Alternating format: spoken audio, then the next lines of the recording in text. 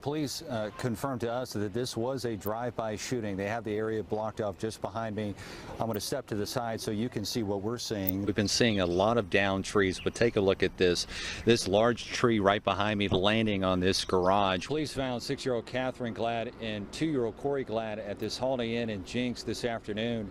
And the Jinx Police Department gives credit for the arrest to concerned citizens who tipped them off about their whereabouts. The shooting happened right outside of the one-stop convenience store off of 41st and 129th. Muskogee Police Department says they want to show the community that they care about their city. And what better way to do that than to fix up a trail that a lot of folks use around here. Hundreds of people came out to Copan High School this evening, including friends, family, and many across the community, to remember Deputy Kyle Davis. This hand sanitizer is made from grain alcohol. It was made by a distillery here in Boynton for first responders and others in need of something we never thought would be in such high demand. Assistant Chief Darren Hesser tells me they're glad Robert Friend is off the streets because he has an extensive criminal history, including assault, drugs, and even threats against law enforcement.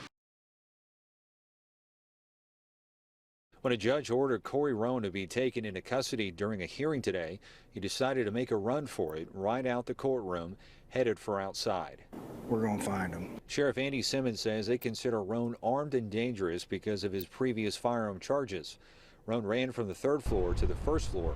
Sheriff Simmons says the courthouse surveillance video shows a deputy trying to stop Roan, even holding on to him, but the two ended up running into a metal detector, which injured the deputy. He had a horrendous gash on the side of his head. The deputy had to be taken to the hospital, but Roan got outside and disappeared. By the time I got outside, he was already left in his vehicle, so then my focus was on the deputy that was injured. Muskogee County District Attorney Orville Loge says Roan has 2 current cases involving gun charges and has several prior convictions in Oklahoma County. He was appearing in court to resolve those matters whenever the court placed him in custody, and he decided he did not want to go back to jail. A warrant for Roan was issued for escape and assault and battery on a police officer. He's now considered a fugitive from justice.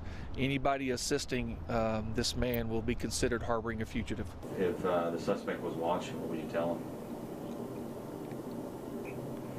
Well, I don't know. Yeah.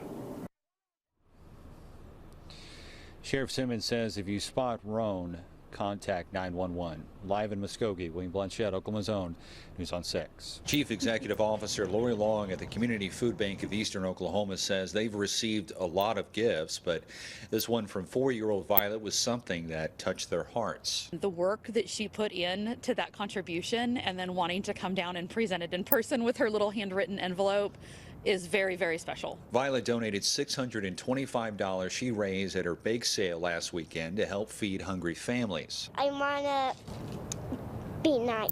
Her mother, Berkeley Schaus, tells me this was all Violet's idea. I saw a woman asking for money. Violet asked, why does she need money? And I kind of explained that she didn't have food or a home. And that sparked Violet to want to put her baking skills to work, selling goodies next to her driveway to anyone who wanted them. It was me and my mom who thought of it. Well, I thought of most of it. Long tells me Violet's generous contribution will pay for more than 2,400 meals for families in need. Long says since the summer it's been challenging as the need for food increased by about 30%. With projections looking the way they are, with COVID numbers rising, we really anticipate that that's going to continue to climb and increase through the winter months. I think the holidays are always really a good time to kind of reflect on what we have and what we can do. And Violet has a suggestion on how we can all help during this time of uncertainty. By doing what I did. Long says financial support is the best way you can help the food bank. We'll have a link to their donate button in this story on our News on 6 app. In Tulsa, William Blanchett, Oklahoma's Own, News on 6.